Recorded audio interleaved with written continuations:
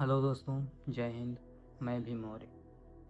आज की कहानी है जोरू का गुलाम। एक बार की बात है, राजा अकबर व बीरबल दरबार में बैठे कुछ अहम मामलों पर चर्चा कर रहे थे। तभी बीरबल ने अकबर से कहा, मुझे लगता है कि ज़्यादातर पुरुष जोरू के गुलाम होते हैं और अपनी पत्नियों से डर कर रहते हैं। बीरबल की यह बात राजा को बिल्कुल भी पसंद न आई। उन्होंने इस बात का विरोध किया। इस पर बीरबल भी अपनी बात मनवाने पर अड़ गए। उन्होंने राजा से कहा कि वे अपनी बात को सिद्ध कर सकते हैं, मगर इसके लिए राजा को प्रजा के बीच एक आदेश जारी करवाना होगा। वह आदेश यह था कि जिस पुरुष को अपनी पत्नी से डरने की बात सामने आएगी, उसे दरबार में एक मुर्गी जमा करानी होगी। राजा बीरबल की इस बात पर तैयार हो गए। अगले ही दिन प्रजा के बीच आदेश करवाया गया कि अगर यह बात सिद्ध हो जाती है कि कोई पुरुष अपनी पत्नी से डरता है, तो उसे दरबार में आकर बीरबल के पास एक मुर्गी जमा करवानी होगी। फिर क्या था, देखते ही देखते बीरबल के पास ढेरों मुर्गियाँ इकट्ठा हो गई और सैकड़ों मुर्गियाँ महल के बगीचे में घूमने लगे।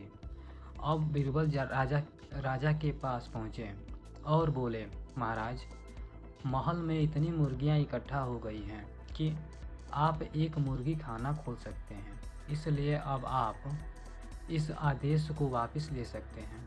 मगर महाराज ने इस बात को गंभीरता से नहीं लिया और महल में मुर्गियों की संख्या धीरे धीरे और भी ज़्यादा बढ़ने लगी। इतनी अधिक मुर्गियां महल में जमा हो जाने के बाद भी जब राजा अकबर बीरबल की बात से सहमत नहीं हुए, तो बीरबल ने अपनी बात सिद्ध करने के लिए एक नया उपाय निकाला। एक दिन बीरबल राजा के पास गए और बोले, महाराज, मैंने सुना है कि पड़ोस के राज्य में एक बहुत ही खूबसूरत राजकुमारी रहती है।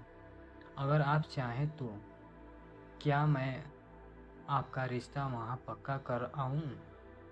यह सुनते ही राजा चौंक उठे और बोले, बीरबल, तुम ये कैसी बातें कर रहे हो? महल में पहले से ही 2 महारानियाँ मौजूद हैं। अगर उन्हें इस बात की भनक भी लगी तो मेरी खैर नहीं होगी। यह सुनकर बीरबल ने तपाक से जवाब दिया, चलिए महाराज, फिर तो आप भी मेरे पास 2 मुर्गियाँ जमा करा ही दीजिए।